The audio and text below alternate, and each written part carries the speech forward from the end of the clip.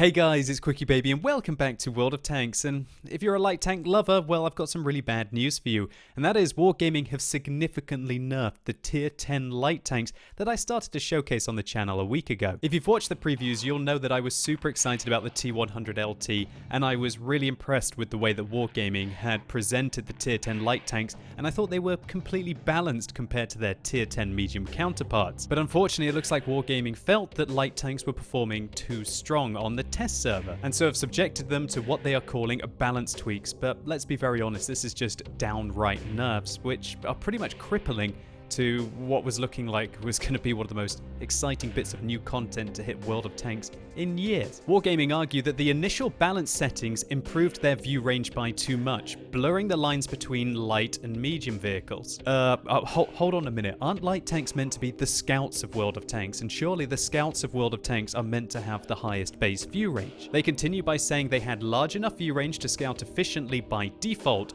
so you could install additional equipment, train skills and perks to increase their firepower to the point where they could compete with medium vehicles. So if you're wondering what that mouthful meant, basically Wargaming is suggesting that when you make the view range above 400 meters base, that things like Brothers in Arms, Recon, the situational awareness skill which will be on your radio operator, allowed the light tanks to get very high view ranges up to about 470 without forcing them to use coated optics, and therefore dropping the coated optics and using vents, which would make, I guess, the combat capacity of the vehicle about 2.5% better overall. And apparently due to this, along with being great scouts, the Tier 10 light tanks would deal almost as much damage as some medium tanks. But just hold on one second, that is complete and utter tripe. What you're looking at here is the unnerved statistics of the T100 LT versus the T62A, for example. How in hell's name is a Tier 10 light tank going to come even close with competing with a Tier 10 medium tank with such a disparity as this? You're packing over 600 more DPM, 34mm of penetration on your standard rounds, and about 100mm on your premium rounds. And when you combine this with the shell velocity and the fact that the amount of ammunition you can carry in your Tier 10 light tanks is rather limited, which leads me to argue that this sentence is complete and utter nonsense. And whoever wrote this is frankly bending the truth to try and justify an unnecessary nerf. The result is that apparently they have averaged out the firepower to draw a thicker line between these two classes in terms of their combat roles. Light tanks will keep their trademark mobility, high camo values, and lower durability. Sorry, is that a trademark of a light tank? Okay. Just as they still outperform medium vehicles at scouting. And Wargaming have suggested that by lowering the view range of the Tier 10 light tanks, now you will be forced to use coated optics and binocular telescopes to improve it. But the irony is that Tier 10 medium tanks can do this already in the game. This is in patch 9.17.1. You're looking at the live server here. Let's take a look at, for example, the Leopard's view range. It's 410 meters. With my crew loadout, and I'm not even using coated optics, I'm using vents, I've still got 472 meters view range. Let's look as well at my M48A1 pattern. No coated optics here, 486 meters view range because this vehicle has 420 meters base. Other vehicles such as the Tier 10 British medium tank, the Centurion Action 10, it's a similar story. No coated optics here, but 472 meters view range. In fact, there are currently Tier 9 medium tanks like the M46 pattern that I do not have an excessively skilled crew in. I'm even missing Brothers in Arms and Recon off my commander, and I can get to 450 meters view range without using coated optics. And it just seems absolutely baffling that Wargaming would try and reduce the damage potential of the Tier 10 light tanks by reducing their view range to force you from using things like vents, which aid the combat capacity of the tank. And instead of this, they could have very easily just further reduced the rate of fire of these tanks, either the penetration, the accuracy more, maybe some of the gun handling, but nevertheless, they seem to have just handled this in a really backwards way. So now I'm going to compare all of the Tier 10 light tanks to their Tier 10 medium counterparts, and what you're going to be seeing here is the nerfed version of the Tier 10 light tanks. Firstly, the AMX 13105 compared to the Tier 10 French medium tank, the Chatillon 25T. The AMX 13105 has less DPM, 300 to be exact, less penetration, over 30 on its standard ammunition. And when it comes down to the premium rounds of this vehicle, we're talking about 280 compared to 330, so 50 millimeters of pen on the premium rounds. The 13105 also has the smaller clip potential, which can be useful, but certainly not useful when you think about the fact that the Batchat has got 15% more DPM, meaning that for an extra 13 seconds reload, you can increase your magazine size by 66%. Furthermore, the 13105 has a pathetic amount of ammunition that it can carry as well, 24 rounds, meaning that this tank is really going to struggle with its ammunition, especially when it ricochets. No one wants to have 234 millimeters of penetration at tier 10. Now, while the 13105 certainly has better aim time and it has better gun handling, remember that these tanks have got an intra-clip reload time of 2.73 seconds, which means that it doesn't really matter how much you improve the aim time of this vehicle, because you're still limited between the shots anyway. Also, the accuracy is worse on the light tank as well, 0.42 compared to 0.38. One thing the light tank does have going for it, however, is 8 degrees of gun depression, and I'm very surprised about this. I think that might be one of the things that Wargaming might change next. So how about the mobility? Surely this is where the light tank is absolutely going to destroy the medium tank. Well, it's not really the case. The light tank goes faster forwards by 3 kilometers an hour, but the Batchat goes faster backwards. And take a look at the ground resistances. They're the same for both of these vehicles, and the power to weight ratio is not all that much higher. It's just 30%, and anyone who drives a Batchat around will know that this thing gets up to pretty much its top speed limit fairly quickly indeed. And furthermore, the Batchation's traverse speeds are not all that much worse than the light tanks. We're talking about less than 5% better across all terrains. And when it comes down to the armor, well, the Batchat is the clear winner here. It won't be getting overmatched by 120mm caliber shells when it hits down the side of the vehicle, something that the 13105 will have to deal with. And also, of course, you have those extra 400 hit points with the Batchat, and this is where it just gets really silly, right? The Batchat has 400 meters view range, whereas the brand new tier 10 French light tank will have 390. Do you know what? There are tier 3 premium tank destroyers such as the FCM 36 Pack 40 that have 400 meters view range. It's just absolutely baffling. What is going on? Wargaming have been thinking so creatively about ways that they can force you to lower the combat capacity of this tank that they're even digging into the view range to make sure that you can't use vents and you have to use coated optics. Now, of course, there is one aspect that surely the 13105 is going to be massively better than the Batchat at, would be the camo rating, right? Well, let's take a look at the differences between the AMX 1390. I've nearly got a full concealment crew here. I've got a full concealment crew on the Batchat.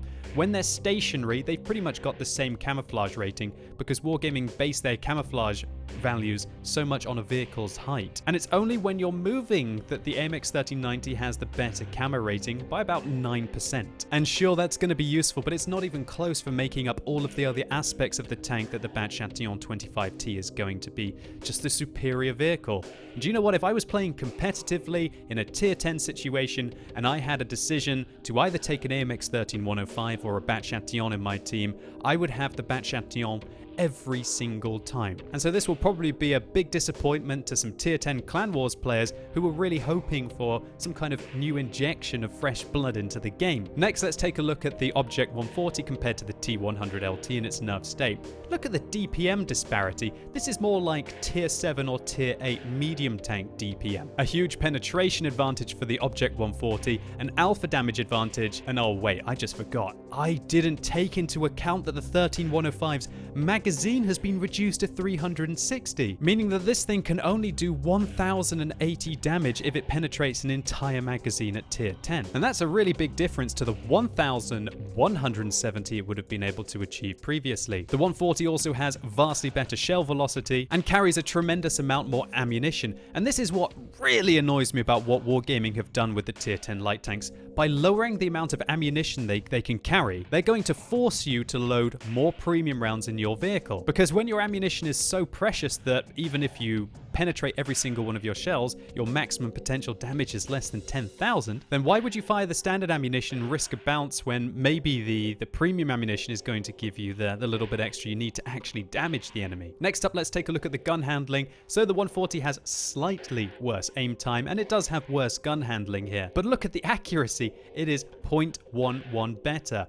.46 is terrible. That should be using a 152mm derp gun, let alone a 100mm Soviet gun. And the 140 also has that extra degree of gun depression. Now let's take a look at the mobility, and this is where the T100 does do exceptionally well. It goes at 72 compared to 55, goes faster backwards. Its power to weight is massively better than the 140, but look at the ground resistances. The 140's ground resistances destroy the T100 LT, which mean that it actually gets better traverse speed on medium terrain and nearly the same on hard, and it's only when you get onto the soft terrain, which is usually sand, that the T100 LT will have the better mobility. Next, let's look at the armor. The T100 LT has had its armor nerfed. It's now only got 90mm on the front, 40 on the side, 40 at the rear, 180 on the front of the turret, 40 at the side, and 40 at the rear. And the Object 140 undoubtedly destroys this, and again it's got 400 extra hit points, and it's now got better view range.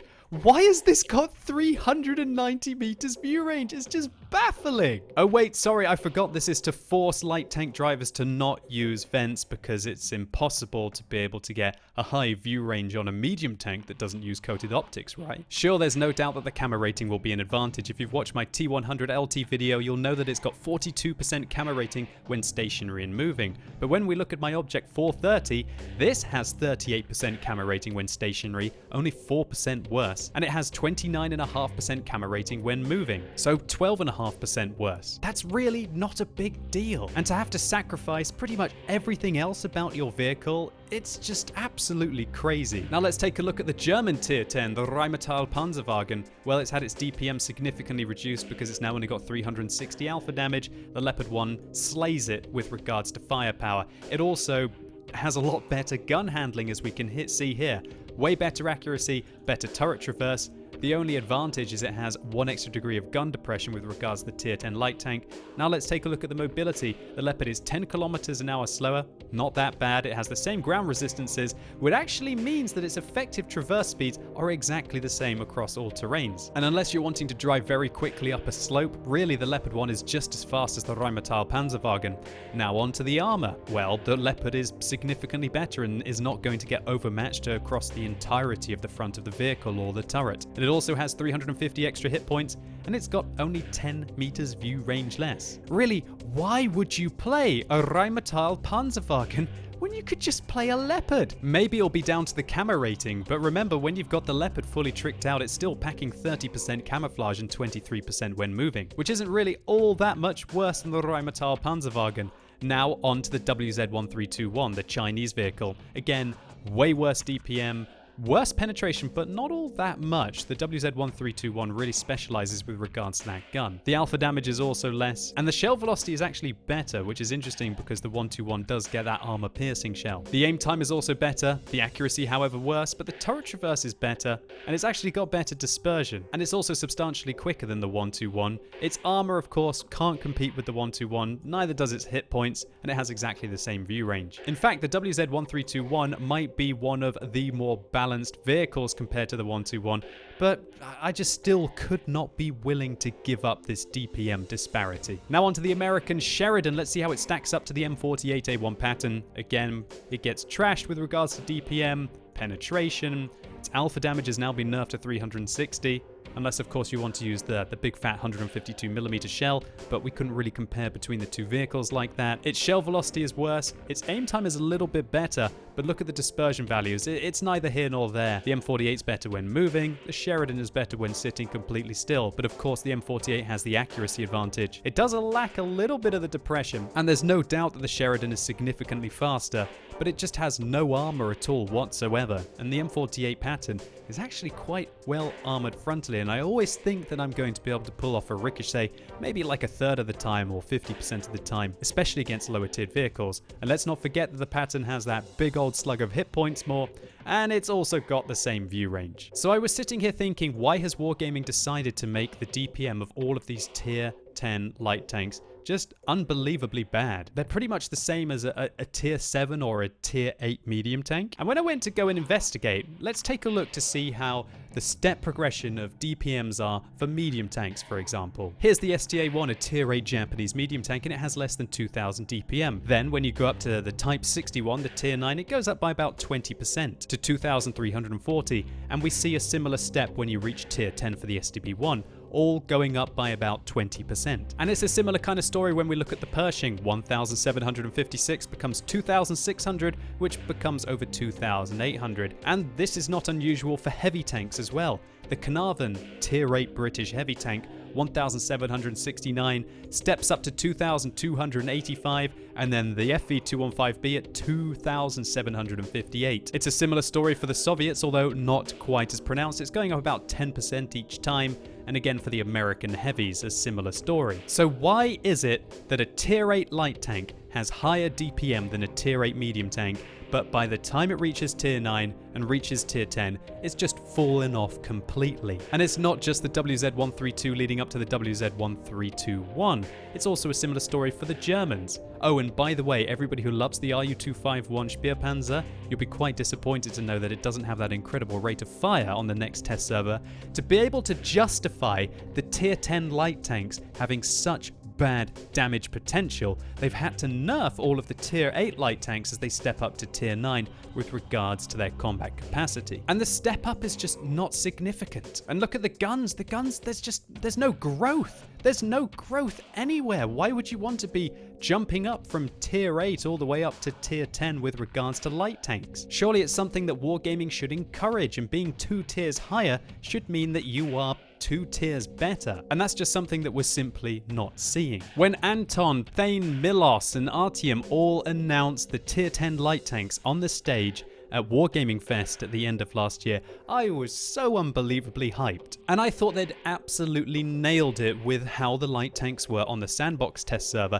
and for the first iteration of the 9.18 test server. They looked like they were going to be really interesting tanks to play, the best scouts in the game, but with combat capacities that were not even close to the medium tanks. And with these nerfs, frankly, Wargaming have just completely screwed it up. I, for one, will certainly not be excited to play Tier 10 light tanks when they come to the 9.18 test server.